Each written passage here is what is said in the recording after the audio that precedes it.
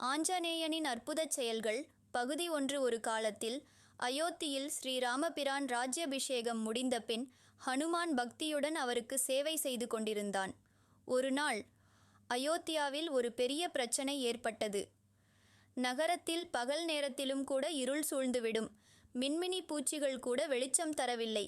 இந்த அதிசய நிலை மக்களை அச்சத்தில் ஆழ்த்தியது. ராமன் விஷயம் புரியாமல் சிந்தித்து ஹனுமானை அழைத்து, இதற்கு காரணம் என்ன என்று கேட்டார்.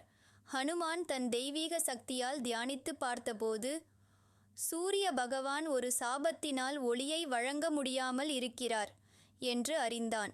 அவர் உடனே சூரியனிடம் சென்று, ஏன் தாங்கள் ஒளியை வழங்க மறுக்கிறீர்கள் என்று கேட்டார். சூரிய பகவன், நான் ஒரு காலத்தில் ஒருவருக்கு சாபம் கொடுத்தேன், ஆனால் அதை நீக்க முடியாது. எனவே என் ஒளி குறைந்துவிட்டது என்று சொல்லினார். ஆஞ்சநேயன் மனதில் உடனே தீர்வு கிடைத்தது. எந்த சாபத்தையும் தன் பக்தியால் மாற்ற முடியும் என்று எண்ணி வானுக்கு உயர்ந்து பிரம்மாவை போற்றி பிரார்த்தித்தான்.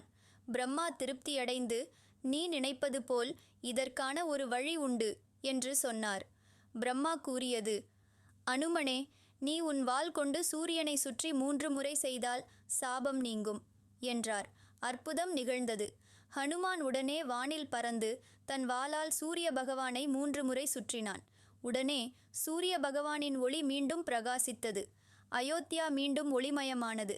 மக்கள் சந்தோஷப்பட்டனர். ஸ்ரீராமர் ஹனுமானின் பக்திக்கும் புத்தி கூர்மைக்கும் மிகவும் மகிழ்ச்சி அடைந்தார். அவர் ஹனுமானை அழைத்து, உன்னுடைய சேவை என்றும் மறக்க முடியாது. நீ எப்போதும் எனது அருகில் இருக்கும் பாக்கியத்தை பெறுவாய் என்று அருள் செய்தார்.